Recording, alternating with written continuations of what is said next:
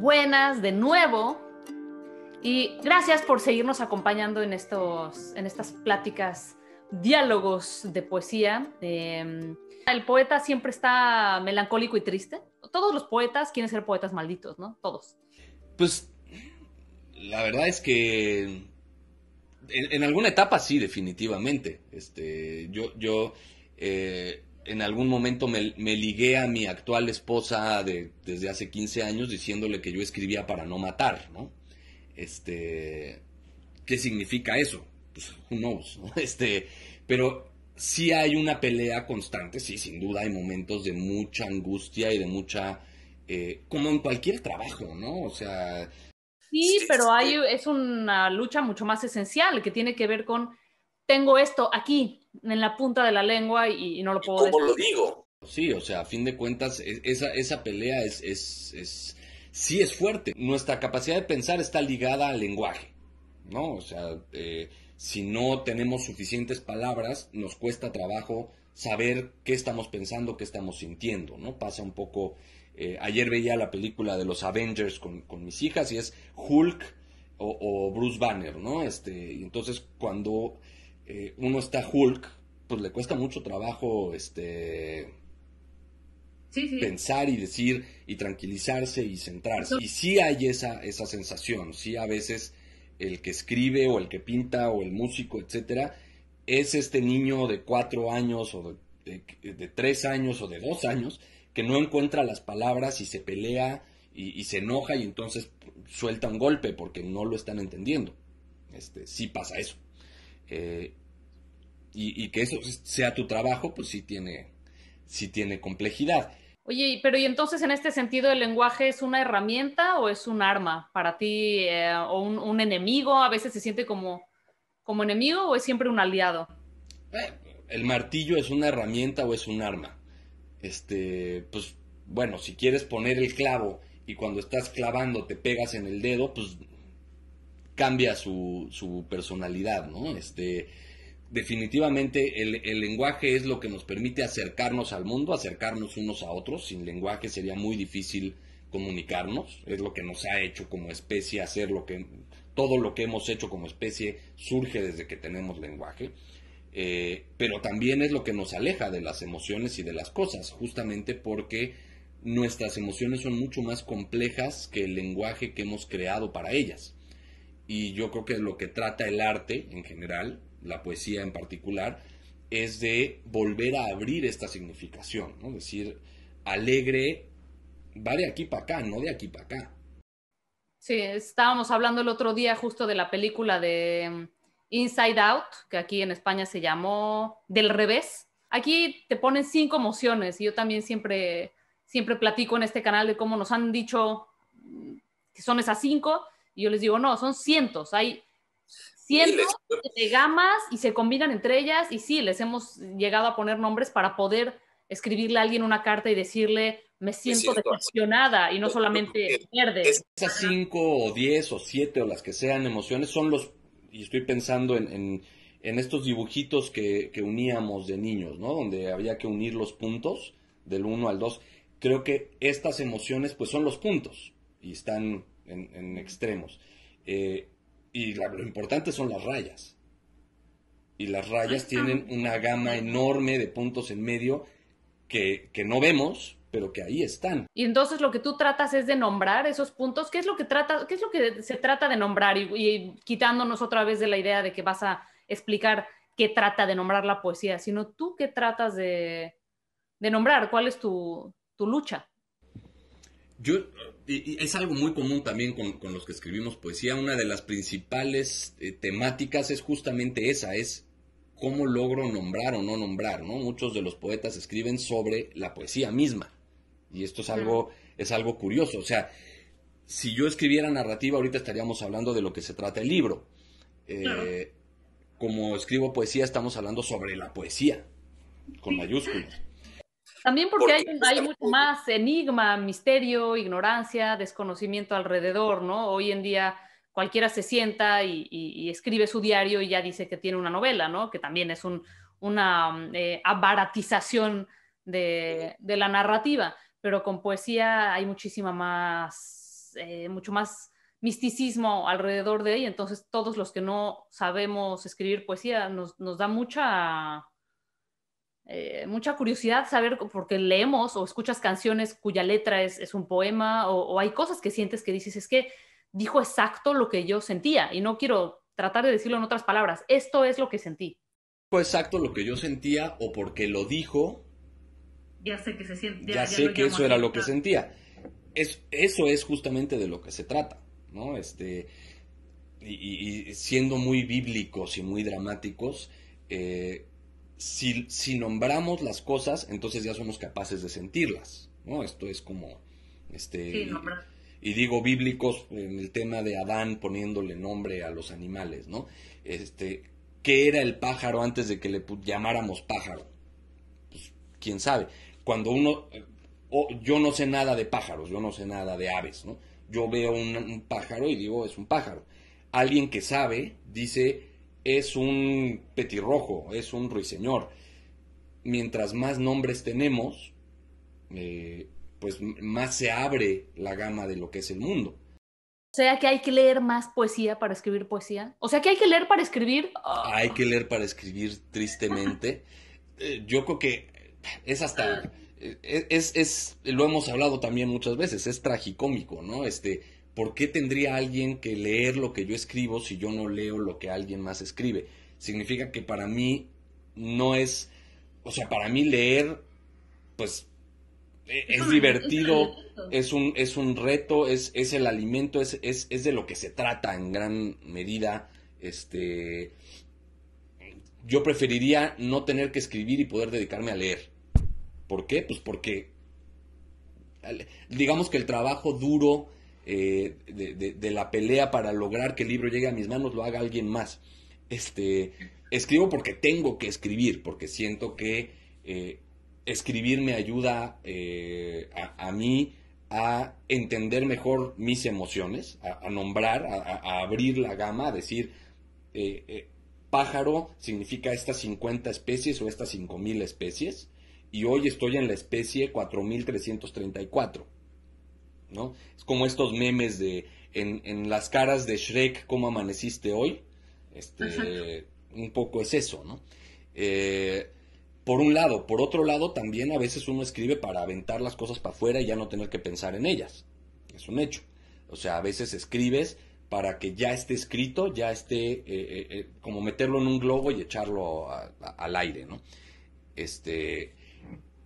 Creo que definitivamente si no lees, pues no tiene mucho sentido que pretendas escribir algo que vaya más allá. No significa que vas a imitar. Si vas a imitar, como dicen, imita de los grandes, ¿no? Roba de los mejores. Joyce se basó en la Odisea. Bueno, pues sí, claro, todos nos hemos basado de una manera o de otra en la Biblia, a veces sin darnos cuenta. En fin, definitivamente, y yo diría, a ver, yo no solo leo poesía, yo leo pues, todo lo que puedo, porque al final de lo que se trata, yo creo, en muchos aspectos, es de entender por qué estamos aquí, qué hacemos aquí, de qué se trata, bla, ¿no? Y hay muchas maneras de entender esto. Puedes leer filosofía, puedes leer poesía, debes de leer filosofía, debes leer poesía, debes leer narrativa, debes leer teatro, debes leer todo lo que puedas. Yo desde mi perspectiva narrativa como novelista me ha interesado siempre muchísimo cómo es el proceso creativo de la gente que hace otro tipo de cosas.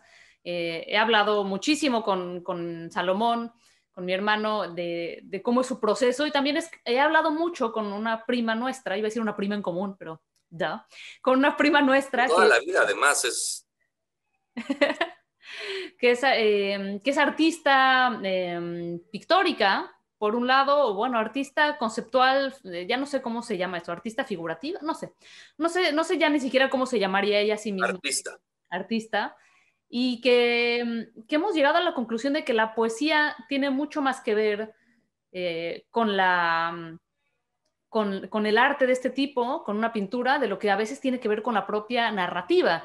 Y eso es muy interesante para mí, porque para mí las palabras, pues, o sea, yo crecí pensando que las palabras eran las palabras, y uno como escritor, como alguien que ama las palabras, simplemente puede elegir el género o la manera de ponerlas, pero me parece que sí, con la música y con el arte pictórico puede que tenga más en común, ¿no? ¿Qué opinas tú?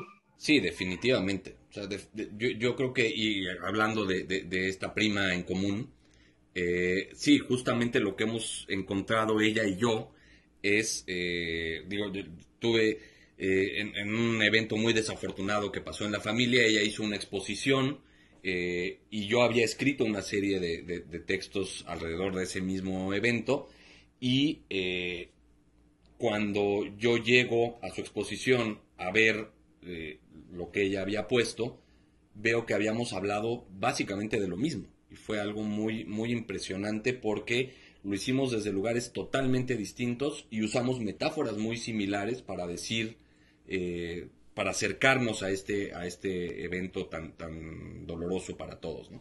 La poesía trata de regresarnos a lo increíblemente mágico que es que los seres humanos tenemos la posibilidad de nombrar cosas, que generamos una herramienta que nos permite decirnos uno al otro cosas, que eso genera después esta cosa incomprensible que es el sistema en el que vivimos, donde hay bolsa de valores y donde hay agencias de viajes, aeropuertos y todo este monstruo, que todo surge de ahí, todo surge de el lenguaje.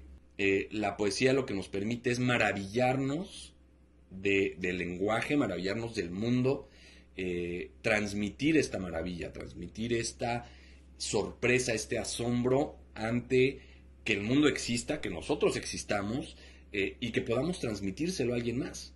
¿Ese es el objetivo? ¿Por eso escribimos?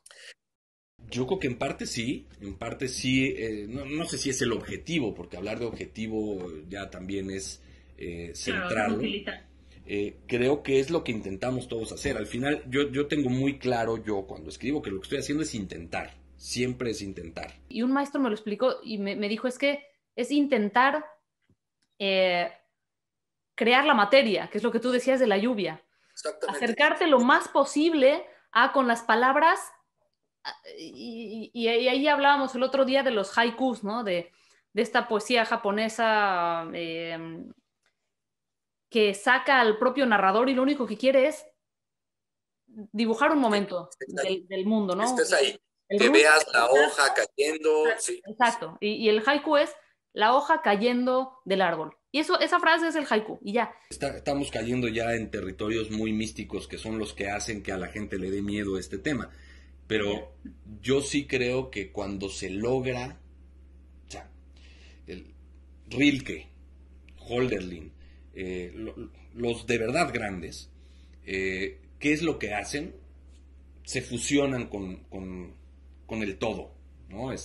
Lo que te pasa cuando estás, y otra vez para tratarlo de bajar, cuando estás en un concierto de rock, o estás en un rave, o lo que te guste, y de pronto se te olvida que estás ahí, de pronto te unes a todo, ¿no?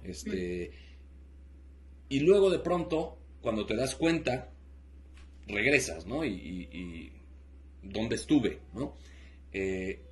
Si eres capaz de transmitir eso. A mí me ha pasado en la meditación. Bueno, en la meditación sin duda, la meditación es el camino más complicado, yo creo, para llegar a eso. Hemos inventado siempre otros caminos pues, que son más simples. La meditación es de los complicados, yo creo, ¿no? Para regresar a algo más concreto, entre comillas, escribimos para entender el mundo, para entendernos a nosotros y para tratar de explicarle a alguien lo que nosotros entendimos, ¿no? Los seres humanos tenemos esta angustia primaria de ver al otro, de decirle al otro, aquí estoy. No lo podemos evitar, ¿no? Desde el bebé, sus primeros gestos son llorar y sonreír. Y son gestos dirigidos a un tercero para decirle, cuídame, para decirle, necesito algo. ¿Cómo supiste que la poesía era el camino? ¿Intentaste otros o el camino para ti, digamos? No. Intenté otros, claro, sigo intentando otros siempre, claro. Hubo una época en que escribía narrativa, en que escribía cuentos. A lo largo de la vida, por razones de cualquier tipo, he escrito ensayos. Descubrí que para mí, por la manera en cómo funciona mi cabeza y el lenguaje que a mí me funciona, es un lenguaje más sintético y más concreto. No porque de lo que hablo es concreto, sino porque es un lenguaje más reducido. Más sintético, mejor. Más sintético es la palabra correcta, exacto. Donde en pocas palabras o en pocas frases intentas transmitir una gama de emociones, ¿no? Esto se puede hacer de muchas maneras. Los ensayos realmente buenos pues te transmiten esto, y la narrativa sin duda, ¿no? La música, la pintura, el teatro. Yo descubrí que para mí, por razones, pues, no sé si neurológicas o psicológicas o lo que sea, la, el interés está puesto en el instante, en cómo de algo chico o en algo chico se puede contener todo. A mí me dijeron alguna vez, ¿cómo supiste que era novela y no cuento y no? Probé y me sentí en mi hogar, ¿no? Dije, ay, aquí está donde yo, por ejemplo, al contrario que tú, hablo mucho. A mí me gusta mucho hablar, elaborar las cosas, y a mí no me basta, ¿no? No siento que me bastaría, que yo al contrario, yo en vez de sintetizar, quiero ampliar. Yo lo entiendo mejor escupiendo millones de palabras y tú lo entiendes mejor reduciendo. Para mí es muy complicado reducir. O sea, mi última novela, que todavía está ahí buscando su hogar, es la más corta que he escrito y la más difícil para mí. Me es más fácil hablar mucho más. Yo antes escribía poesía, pero poemas mucho más largos. Y tengo 3 hijas, la más chica de las cuales tiene 3 años. Entonces realmente lograr tener un espacio largo de silencio y soledad para poder escribir, se me ha vuelto cada vez más complejo. Entonces me he vuelto un buscador de poder escribir lo más sintético, lo más rápido posible antes de que alguien me llame. Ahí está, ahí tienen. No hay Eso, o sea, pretexto para no escribir. yo creo que la novela, la narrativa en general necesitan más tiempo y más espacio. Necesitan, por ejemplo, sé, no nada más de ti, de otras personas que escriben narrativa que me lo han platicado.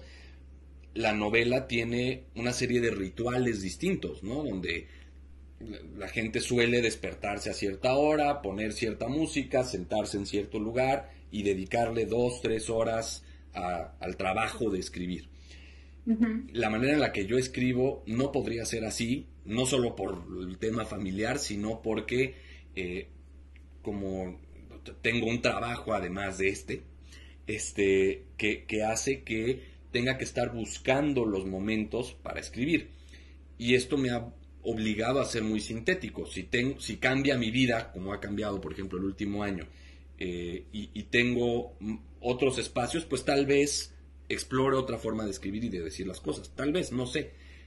Creo que también la forma dicta al fondo y el fondo dicta a la forma. ¿Hay un momento en donde acabas? ¿En donde sientes, ya acabé? ¿Un poema, un poemario, una colección? O sea, yo La historia escribo, acaba. La escribo historia algo, acaba. lo corrijo, por ejemplo, o sea, y otra vez, hoy cómo funciona, bueno, ya no sé hoy, pero cómo funcionaba hasta hace 8 meses. Yo escribía algo, lo trataba de corregir lo más rápido posible varias veces hasta llegar a una versión que me gustara y luego lo dejaba ahí.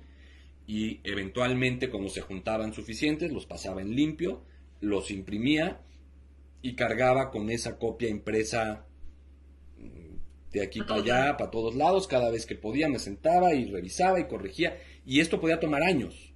Es más, Pero esto toma años. ¿cómo juntas esos? ¿Cómo sabes que esos van juntos, no? Hay varias cosas, o sea, hay un periodo de tiempo, ¿no? Puedes decir, estos son de este año a este año, porque así quisiste. O puedes decir, estos se tratan de cuando me fui a tal viaje.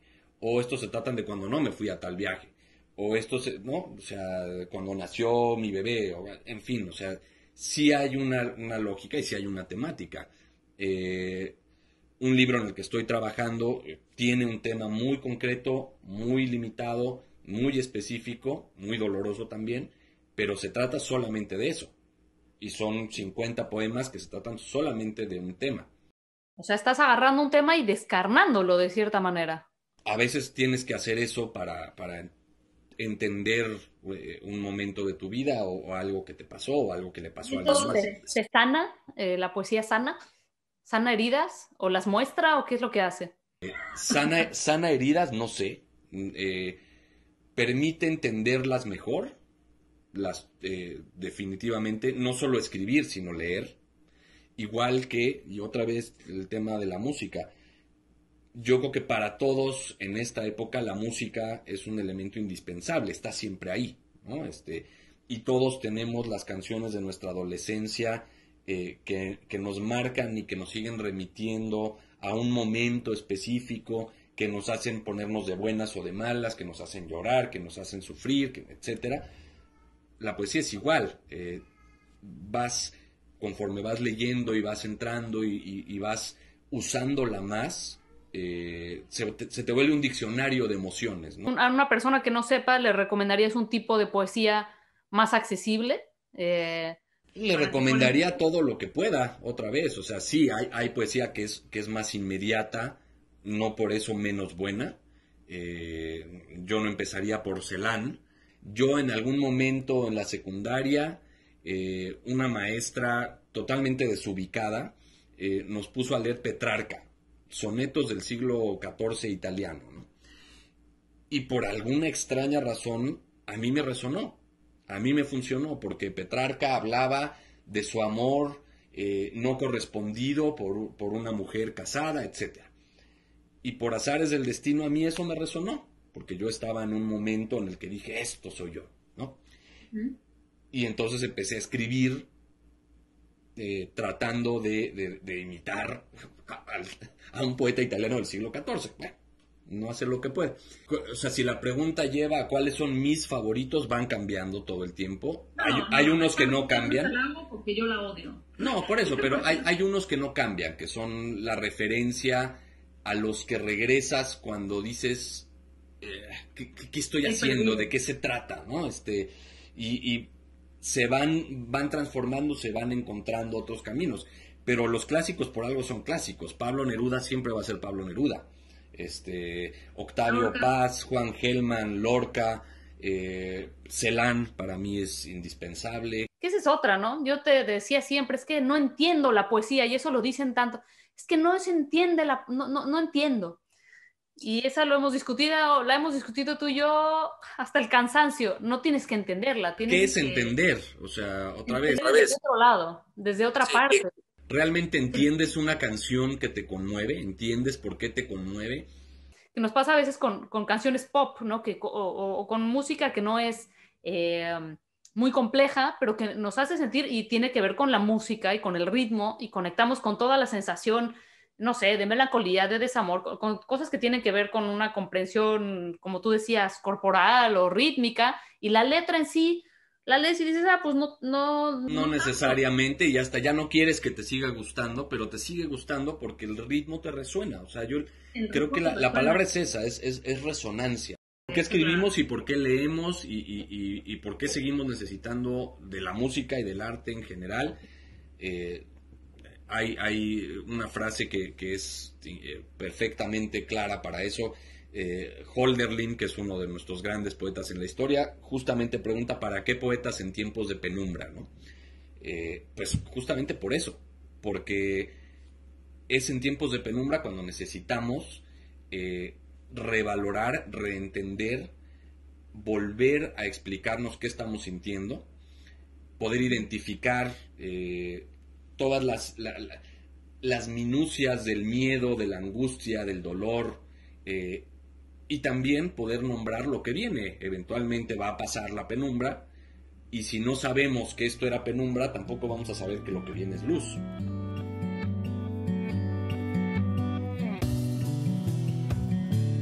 Queríamos agradecerles muchísimo por acompañarnos, por escucharnos hoy acerca de un tema que a todos nos mueve, nos llena de cuestionamientos. Muchísimas gracias a Salomón y muchísimas felicidades y nos vemos muy pronto con la continuación de esta conversación tan interesante. Gracias a ti.